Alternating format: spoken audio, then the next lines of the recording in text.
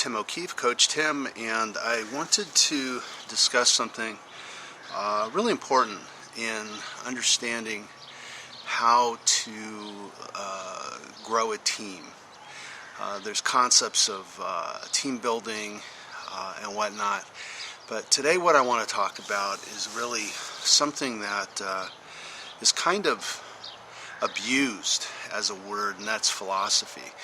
Philosophy is something in coaching, in the coaching world, that I believe emanated from John Wooden and all the work he did in trying to describe his success. If you read most of the great coaches' memoirs today, most of them will either give tribute to Wooden or even they'll sound like Wooden if they haven't actually given the guy tribute. So what I'd like to say is, first of all, nothing's new. It's only in that it's attempting to describe what works in a better way. There is no right, just better.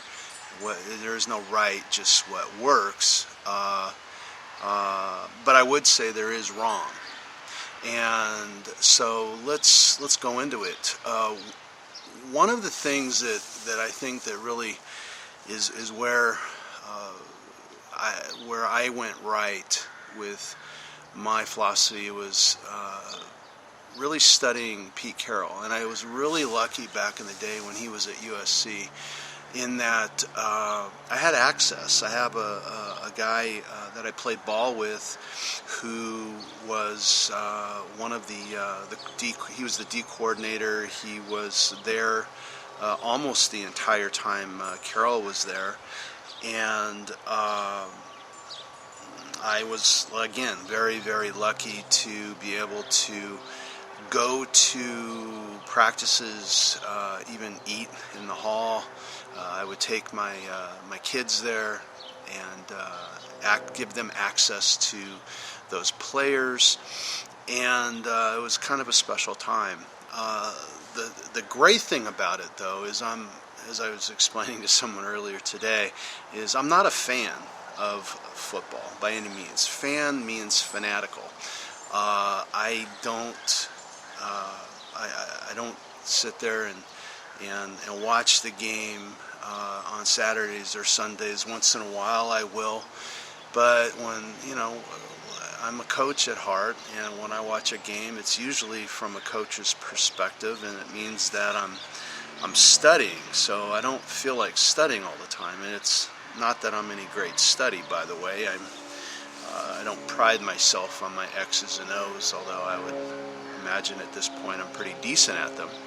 Really what I pride myself is on my philosophy.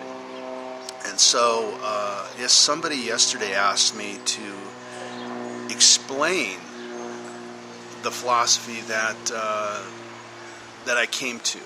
And again, a lot of it was a Pete Carroll influence. And I remember Carroll at one point telling the story of a couple guys. It was his center, who I think to this day plays in the NFL, and his constant guy that he went against in practice was the nose guard. And they battled all the time, and Carroll's philosophy is heavily based on Wooden, but put into his own words, it's about competition. And so he said the reason the center got so good is because of the nose guard, and the center thus made the nose guard better, and it's a symbiotic relationship. That little story to me is freaking brilliant, because it's what the game is about. It's not about the score.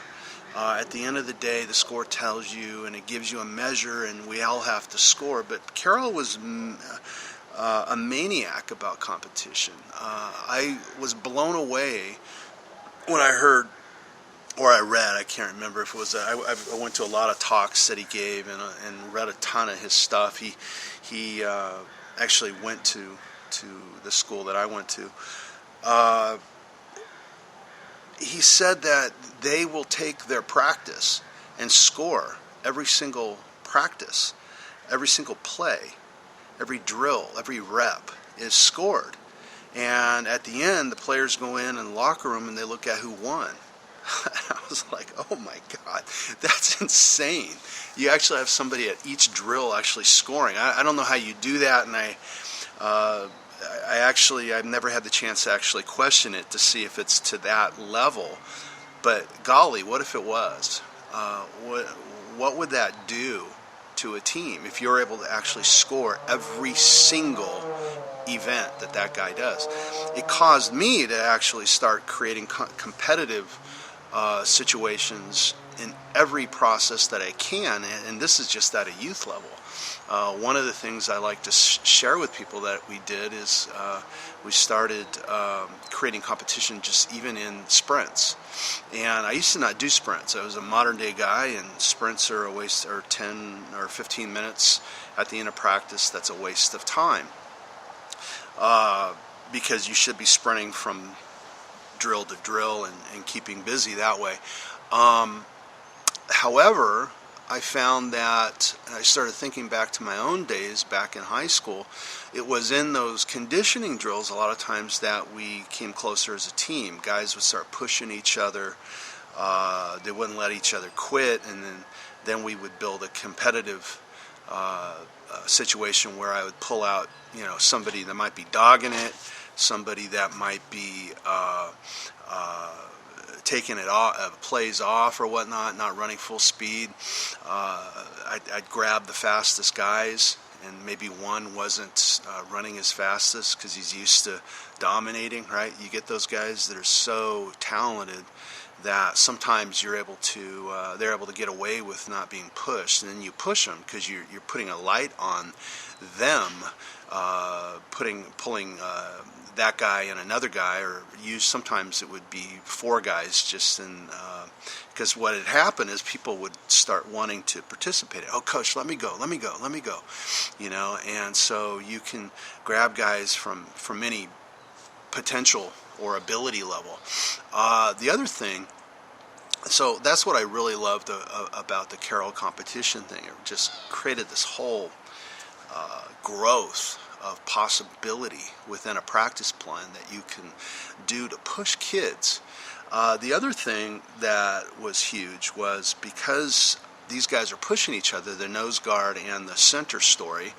I had a line that I used almost from day one when the kids were, little guys, where we go out there full speed. And I don't know if I ripped this off from my college coach. I can't remember where I got it. I didn't invent it, but hey, we knock them down, we pick them up, and we slap their butt back to the huddle, and then we go back and do it all over again. And it's just kind of rah football stuff, typical coaching cliches, if you will. But what I hate about cliches is they end up just being rah and there's nothing behind them. So as time went on, I started building in this Carroll idea that we have a moral obligation in practice to play our hardest and not take any time off, because my teammate is expecting me to give my best because he's going to make me better, right? That's the unwritten contract that we have, is that my opponent's going to make me better. So say I go into a game also, not just practice, but a game, and I have an unwritten contract that guy expects me to go all out. Now, our team might be winning 20-0, but I still have the obligation to whoop his ass. Now, as a coach, especially at the youth level, I'm going to dial it down. Okay, let's be honest and let's be real about this. You're not going to. These are kids, right?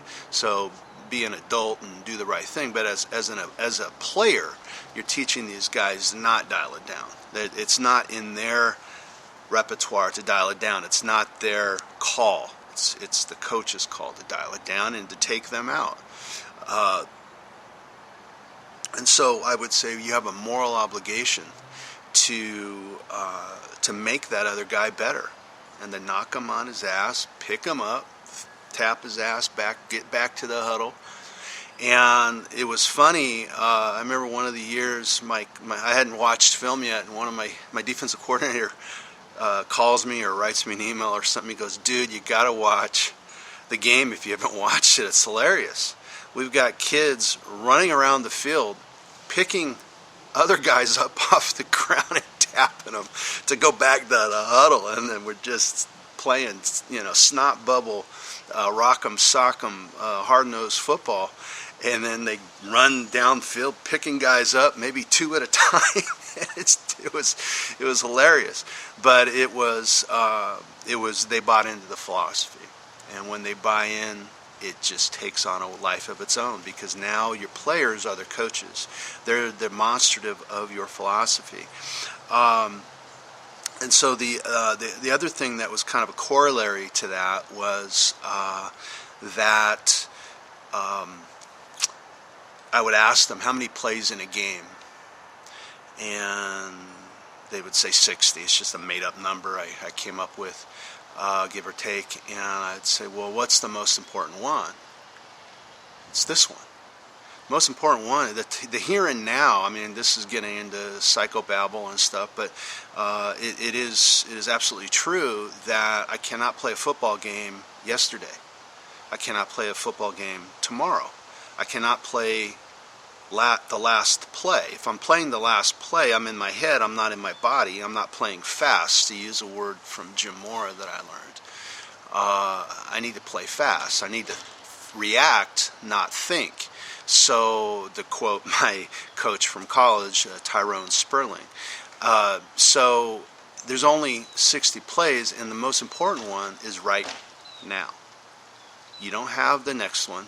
You don't have this one. So if you're down 30-0, you can't be worrying about that, because all you can worry about is right now. The only way you're going to have a shot at winning 31-30 is playing right now.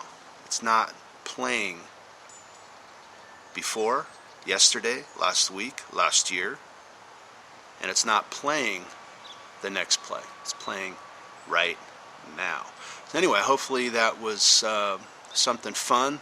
I just wanted to document it because I hadn't said this speech in a long time, and somebody reminded me about it and asked me about it, who's now in high school.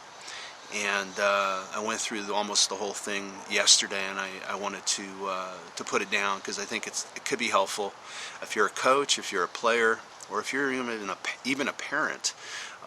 It can kind of put perspective on how to get it done.